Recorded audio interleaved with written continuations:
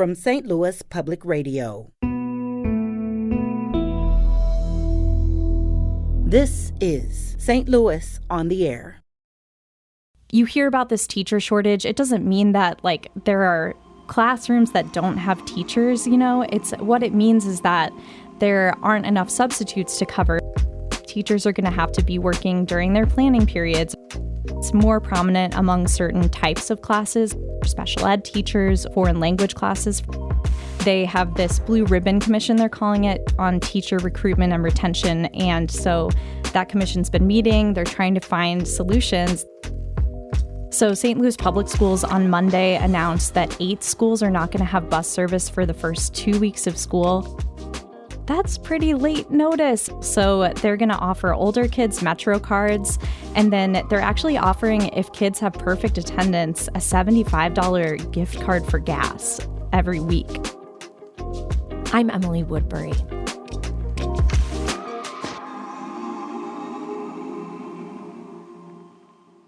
As teachers, kids, and parents head back to school, area districts are dealing with teacher and staff shortages. Due to a lack of drivers, nearly 3,500 St. Louis Public School students will be without bus service for at least 2 weeks. But it's not all bad news. This is the first school year in which kids of all ages are eligible for the COVID-19 vaccine. And thanks to city voters, St. Louis Public Schools will now have $160 million to spend on building upgrades. Here with me now to look ahead to the 2022-2023 school year is St. Louis Public Radio education reporter Kate Grumke. Kate, welcome. Hi, thanks for having me. It's kind of wild. We're headed into the 2023 school year. Yeah. And we're nearly 2.5 years into the coronavirus pandemic, and finally, everyone can be vaccinated. What do we know about the rate of COVID-19 vaccination among younger kids in that K through 12 range? Yeah, so far, vaccination rates have been slower and lower among younger groups. So everyone is eligible now, but the uptake still hasn't been as high as it is for older people. And so public health officials in St. Louis are really encouraging families to get those younger kids vaccinated, but it still has been kind of a slower uptake. But at the same time, because everyone is eligible, I think a lot of school leaders are looking forward to a year that they're hoping won't be as impacted by COVID-19. And we've seen a lot of policies kind of change around that. Yeah, and the CDC now has new guidelines for schools. Tell me a little bit about that. What are they saying? So they used to recommend that if someone was exposed to COVID-19, they should either quarantine or do tests to stay in schools. And now they're just recommending masking. They're getting rid of that test to stay recommendation. So that means kids are going to be able to stay in school. Okay, and mask policies, that's a big thing in Missouri, here in the St. Louis region. Will most students be masked this year? So most students will not be masked this year. Most students are going to be in a mask optional environment. So it'll be recommended in some school districts. Some are not even recommending it. And with that, I think that's a pretty big change. So we kind of saw this trend of school districts adding case count thresholds. If there was a certain case positivity, either in schools or in the community, then they might implement mask policies. Those are pretty much going away. So, for example, in Parkway, they're not going to have that same case threshold, and they actually are getting rid of their COVID dashboard on their website, which I think a lot of parents probably remember looking at those websites and trying to figure out what the cases were like in schools. So that's a big change. It's not every district. The Maplewood-Richmond Heights School District is going to have masks be required the first 2 weeks of school. But for the most part, most students are going to be in a mask optional environment. And do we know how people are feeling about this? I'm thinking of the teachers who were, a lot of them were wanting masks before. How are people feeling about this? Are people feeling pretty comfortable? I mean, it's hard to say. It's not like I've polled everyone that's going to school on Monday and Tuesday for the first time. But I think on the downside of this, people who have kids who have disabilities or have some sort of thing that might make them need a masking environment, Our colleague Brian Munoz did a great story about that a couple of months ago, if people wanted to take a look at that. But I think on the more positive side, I have heard from a lot of people in schools that are hoping that this year feels more normal. And I think the masks are definitely a part of that. So not having those and being back in kind of a normal feeling environment is something that definitely a lot of people are excited about. Yeah. I'd like to talk about buses because public schools across the entire St. Louis region are struggling to recruit bus drivers. We heard about those, 3,500 students in the St. Louis Public School District will be without bus service. That's for at least 2 weeks due to this shortage. And you recently learned that in Rockwood, a recent effort to recruit 15 to 20 bus drivers ended up with only 3 drivers being hired. What's going on? Yeah, so this is something that is affecting every school district in our area. Everyone says that they're having a really hard time hiring bus drivers. So St. Louis Public Schools on Monday announced that 8 schools are not going to have bus service for the first 2 weeks of school. That's pretty late notice if you're a family that's trying to get your kid to school. So they're going to offer older kids Metro cards, and then they're actually offering, if kids have perfect attendance, a $75 gift card for gas every week. So they're trying to kind of find ways to get kids to school, but it's definitely affecting the districts. And then so Rockwood, Fox, and Parkway all have basically shrunk the radius that they're going to give bus routes to. So kids within a mile in those school districts are going to have to walk to school. And I went out to Rockwood for a new bus driver training for one of those few bus drivers that they were able to hire. And they kind of showed me the different things that they're having to do to consolidate routes to make up for this shortage. So they're going to have some kids in rural neighborhoods have to come to the front of their neighborhood instead of having the bus pick them up at their house. Or they're having to have kids just on the bus longer, basically. So it's just a huge logistical issue for a lot of these districts, and I think it's something that's going to continue to be a problem. A lot of them said that they're just going to keep hiring. They really want to talk to me about this because they're trying to hire more bus drivers right now. Yeah, no kidding. And I mean, money helps, but then families are trying to figure out, okay, do we use that money for an Uber to get you to school every day? Like, how do we, do the logistics of even driving you? And did you get the sense that the schools are updating their policies? They're going to be willing to pay bus drivers more? What will it take to get to full staffing? Yeah, so we did see a lot of school districts up their pay for bus drivers at the end of last school year going into this school year. So you can definitely get paid more to be a bus driver now, but that doesn't mean that the pay is high. I also think that it can be just kind of a tough schedule because it is a part-time job. So you're not working in the summer, and then it's also not full-time during the year. So usually who drives a bus, they have a lot of people who are semi-retired who maybe are looking for something to do and like being around kids. And those are kind of the same people that because of COVID decided that they didn't want to keep working in person. So it's just kind of an uphill slog, I think, for the districts to find bus drivers. And it's not just driver positions that schools are trying to fill. I mean, our state, Missouri, is still battling a widespread teacher shortage. Yeah. How are districts coping? Yeah, so I talked to a lot of school districts about this a couple weeks ago, and they all said that it's pretty late in the summer and they were still hiring, which is not normal.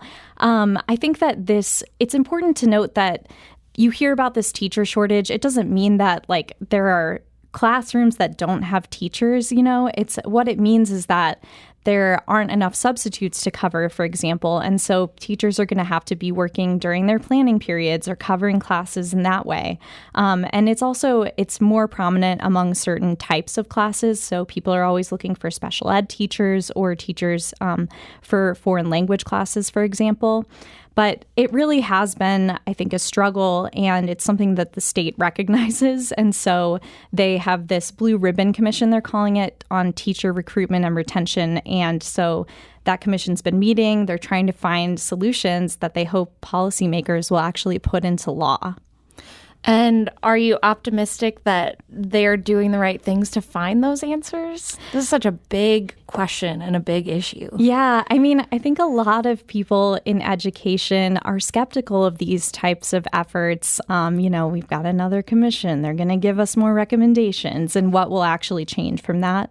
I do think that this is something that lawmakers understand is very serious. It's something that Governor Parson talked about, the need to raise teacher salaries during last session. So there's definitely a recognition. It's just a matter of what will actually happen. And they're doing what they can, I think, to collect information about it. They just did a big survey of all the teachers in the state, ended up getting a response from about 22% of them. So there are ongoing efforts, I would say, but as far as actual changes, I don't know that we've seen that yet.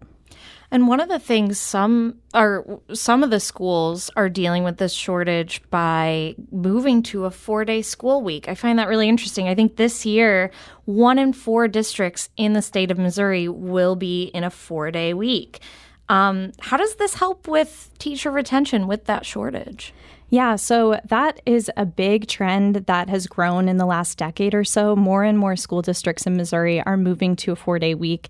And at first it was smaller school districts, more rural school districts, but now we're seeing the Independence School District in outside of Kansas City. That's one of the biggest school districts in the state, and they're considering going to a 4-day week. They talked about it at a recent board meeting. So it's growing. I think that it is something that is attractive to teachers from the research from Missouri State that we've seen. I spoke with John Turner, who is an associate professor there, and he pointed out that only one school district has gone back to a 5-day week after going to a 4-day week. So it seems like districts do feel like this is a good thing, something that they think was a good move. What do we know about what 4-day school weeks do for students? Yeah, so we haven't really seen good research on academic outcomes, and especially here in Missouri, our testing has been changing over the past few years, and so apparently that's been a difficulty in seeing how this does for kids. So it should be noted that the kids still have to be in school the same amount of time, and so that means you're getting longer days, Monday through Thursday, and then in some districts they have specialized tutoring or something like that on Fridays. So they're kind of targeting kids that might need extra help with academics. And in other states where this is even more widespread, there hasn't been a super noticeable impact on academics. So I think the main takeaway is that it doesn't necessarily have that impact. But, if your kids are younger or if you have kids who have special needs, that's a day every week where you need to find something else for your kid to do. And I think that can be a challenge for families. Absolutely. Well, earlier this month, St. Louis City voters approved a bond issue that will provide St. Louis Public Schools with $160 million, and they're going to be able to spend that on building upgrades. These are really needed upgrades that they've been asking for a while. What do we know about how this money will be spent, and is work going to get started right away as the school year begins? So it won't get started right away, but it will get started pretty soon. I think that we all know that the public schools in St. Louis are pretty old, and I love the way that they look. I think that is a fun thing about our city, that we have this awesome architecture, but those schools are getting very old and they needed some upgrades. So the first thing that's going to happen is the district is going to have to figure out which people they actually want to do the projects that they want to do. And you probably have heard about issues with the supply chain. Apparently, that's going to be a problem with this as well. And so the district wants to kind of figure out, are certain things going to be more expensive right now because of supply chain issues? And should we look at doing those at a different time? But I did hear that one of the first projects they want to get started on, there's lead contamination in a lot of fences in St. Louis public schools. And so that's one of the first things they're going to do, is try to get that lead out of there, which is a really expensive process. Actually, it's not as simple as just ripping the fence out. So that's going to be one of the first things that they do. But yeah, it's going to be, they said that they really want to get started on everything by the end of this year. So it's going to be kind of a longer process of figuring out who's going to do these projects and what's the first priority. Yeah, it was really interesting when I actually personally went to go vote for, on the ballot when Prop S was on the ballot. I was at a school and you could see the sign on the fence right next to the playground about the lead paint. And I was like, that's interesting. It was just very striking. Yeah, and that's also a good reminder that schools aren't just for education. We use them for other community events like voting or, when there's flooding, that you might end up with a school that's being used as a center for that. So it's not just about education. Well, you've had quite a busy week just getting all the back to school news throughout the St. Louis region. Take some time, but I'm curious, what story you be following pretty closely as the school year kicks off? Yeah, well, I'm really interested in following how students are learning this year. And our colleague Andrea Henderson covered the state board meeting, and they released their standardized testing results. And it looks like students still aren't quite back to where they were before the pandemic. And so I'm really interested in hearing what is needed to get kids back on track or even, above where they should be. And I think it'll be really interesting to follow how the state is going to be changing their assessment standards. That's a big thing that's coming up this year. And so I'm just kind of really interested in hearing about those efforts to help kids learn better. I think that's sometimes the most interesting stuff in education. Well, Kate, thank you so much for joining us today. Thank you for having me.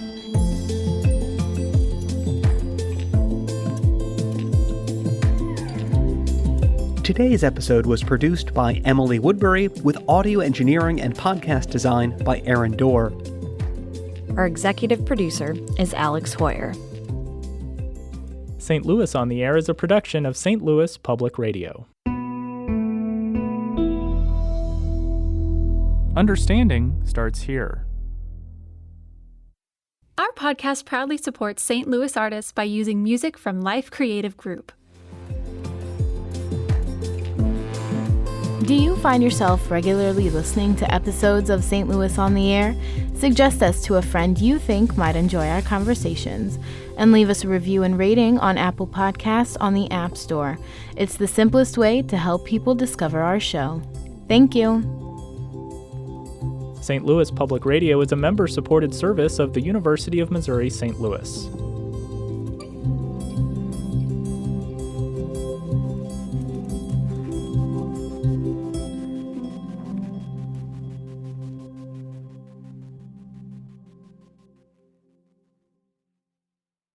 Support comes from Missouri Forest Products Association, committed to sustainable and sound conservation of the state's forests, which support more than 41,000 Missouri jobs, resulting in a $10 billion industry. ChooseWood.com.